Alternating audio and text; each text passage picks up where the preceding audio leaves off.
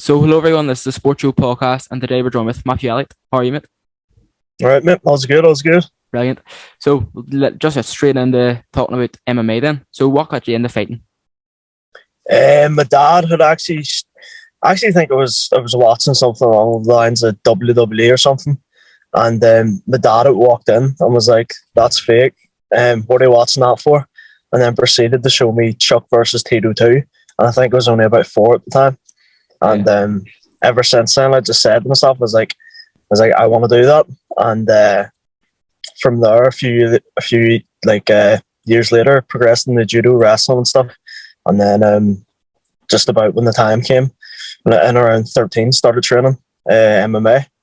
And then once I kind of done what I could do with judo and that route of my life, just transgressed over to MMA. Yeah, and then obviously you just said so your background's wrestling and judo. What made you stick with MMA? There's no real pathways. I think with the judo, it was great while you were doing it. See, being in school and stuff, you kind of got like a lot of leeway. You were always traveling, going on trips. It was all paid for. Like some of the best experiences of my life were through judo, but it just got to a point where I was asked, they'd said to me, the NITDP, like Northern Ireland Talent Programme, had turned around and said minimum they wanted me to do was part-time over in Birmingham. Part-time's 14 weeks a year. And if not, it would have been full-time, and full-time was going to be like 40 plus weeks a year over in Birmingham. And I think the issue with it was that there's no real career path with judo. So the way they kind of angled everything was you can go into coaching after, but to make a living coaching, you do need to be very fortunate. So I think it was one of those things where I'd always had the eye for MMA. I'd always wanted to do it, and it had just came about the time to make the move. Yeah, and you obviously had a good amateur MMA career as well, but did you go pro because you wanted to make a career at MMA then? Is that why? Well, the plan was always going pro. To be honest, looking back, I do have regrets about not being able to fight more at amateur. I made my amateur debut. I never really got overly active. I had 3 fights. Then I basically had a hiatus, and then came back after 3 months or so of not training. Fought, COVID hit, and then I think it was whenever COVID had kind of hit, things that started going lockdown. Amateur shows weren't being ran, and Liam and Pat were happy enough with me to make the jump to pro. So they were. Right. They were. They'd seen it as you're good enough to go pro, so we'll just let you, because if not, we could have been waiting however much longer to get an amateur fight, and then only would have been having another 1 or 2 amateur fights anyways before making the bridge across. Yeah, and then you had your pro debut at a Cage Warriors event. How big of a step up was that for you for your debut and just coming out of an amateur career?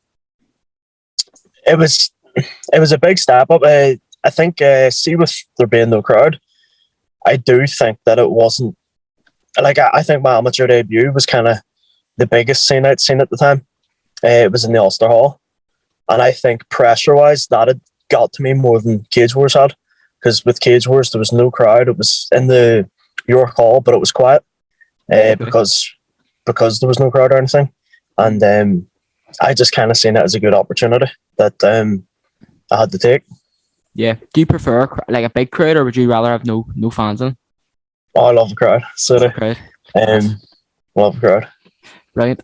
So how was it to make your pro debut then? Obviously you won. I don't think there's a better feeling than winning your first professional fight. No, it was great. It's kind of everything that I'd wanted and hoped for. Anyways, like obviously you're training for it. It's what you're going in to do. You're going in to win.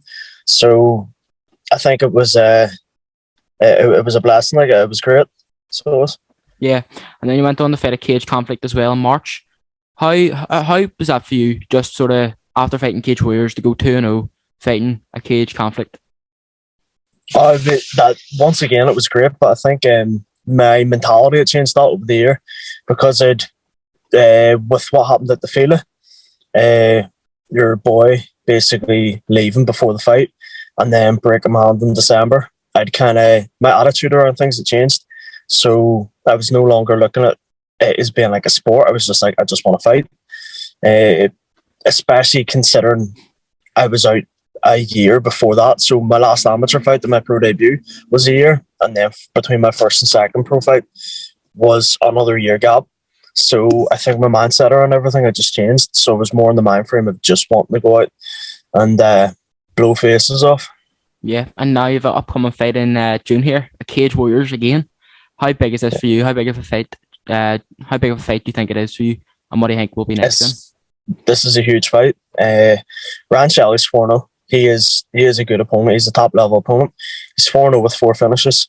So it is definitely I've been handed a big opportunity by Cage Wars, but I'm gonna murder him, and we'll go on from there. But it is perfectly lining me up to the top of the division straight away. So I get to skip over any of the dirty work down the bottom, and with the win over Ryan, we're really not far away from where we want to be. 2-3 fights, and then we're calling for the title.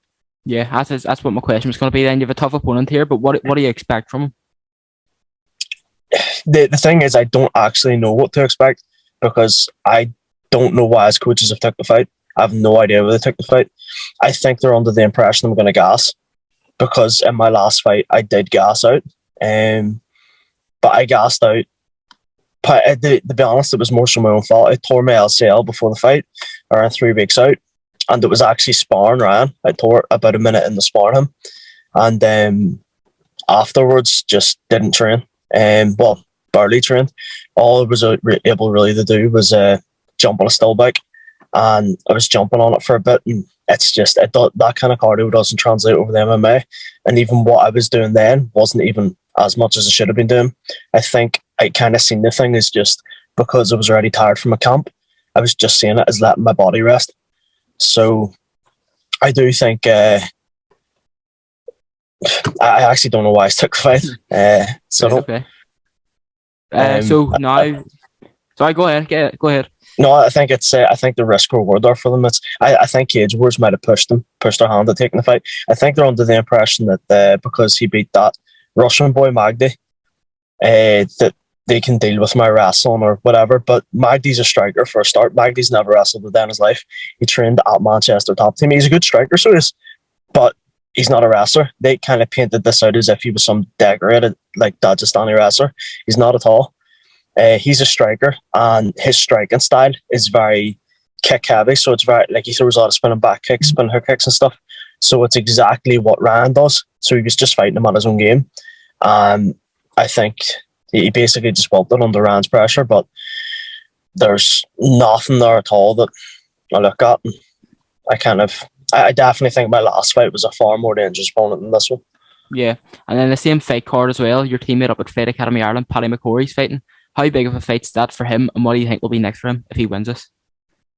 I think it's more of a big fight for Jordan. I think Paddy has the eyes on him now, so he does. I think Paddy has steam behind him, so he does.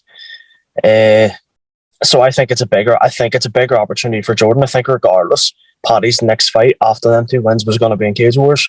So I do think it's just down to they've kind of handed Jordan the opportunity here, so they have. But I think Paddy's going to smoke him, so he's going to blow his head off.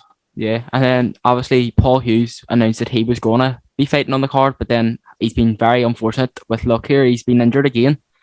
What sort of he has the capability of fighting at the UFC, but do you think he'll have a few more fights after his injury and then make his way to the UFC? I think I think after the Chapa fight, had he have fought Jordan, he would have beat Jordan, and I think he would have got signed straight away.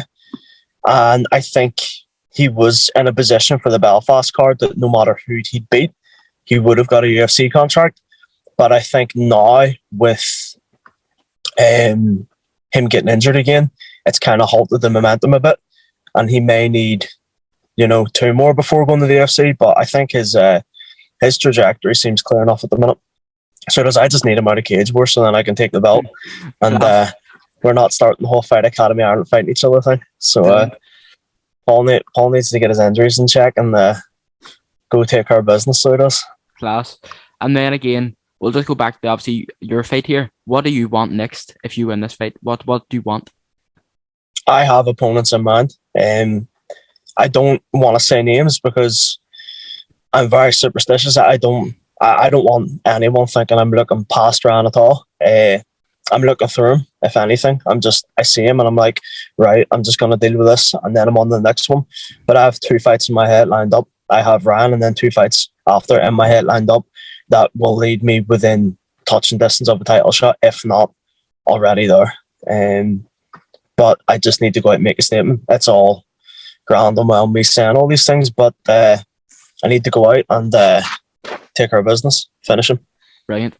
So we'll just talk about the future now. A few fights later, making your way to UFC. Is that what you want? That's the plan. That's the goal. Goal is UFC World Champion. Class. So this always has been, always will be. Brilliant. So this is going to be one of the last sort of questions. You've had a lot up in your Instagram stories about your walkout songs and all this. What's all that about? I think whenever you actually look at all my walkout songs to date, it's been like I Want It That Way, Backstreet Boys, Miley Cyrus, Shakira and all. I think people get too wound up in the walkout songs and they have this, like EDM techno thing where they get all hyped up. And I think, to be honest, I think they all look like idiots. So do. I see the walkout as the walkouts for the crowd. So the walkout is what the crowd wants. So at the end of the day, it's an entertainment business, isn't it? So yep. I think it's another way they gauge interest. It's another way they gauge attraction towards the fight, and they try to gauge some interest towards my name. So I've done it. I've done it for my debut as well. And the Lion King ended up winning. So there's no Disney music in it this time, but at least we're letting the public pick it again. Yeah. And then just with 2 wee questions just before we go, like just about you or about MMA in general. Who would you say, in your opinion, would be the most promising MMA fighter right now, Irish MMA fighter? Myself. If I can say myself. Class.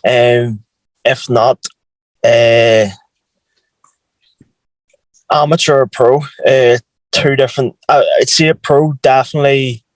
I think Paul's kind of past the stage where you can call him a prospect because he's at the top. Like he's got that world title now. Yep. So I think once you can, and then the likes of Reese is right at the top as well. So I think if we're talking about the boys coming through at the minute, I definitely think it is me and Paddy, 100% at pro. So, and Scott Harvey as well, definitely. He's up training with us now. Scott's a beast, so he is. Brilliant. And Glenn's back on track. So, to be honest, everyone from Fight Academy is just we're on fire at the minute. Class. So the very last question: where would be your dream place to fight? So, but see, to be honest, the Odyssey is probably it. I think you can talk about all these venues and stuff and all the rest of it, but it doesn't really matter where you fight. I think nothing will ever beat a home crowd, and I think as far as it goes over here, the Odyssey is kind of as big as it gets. So it is. So I think the SSE is without a doubt up there. So yeah. Well, thanks a lot for coming on, mate. I really appreciate it. No, thank you very much, mate. Yes. Thank you for having me. Cheers. I'll see you later, and good luck in your fight. Yes, thank you very much, mate. Cheers. Thanks, see you later.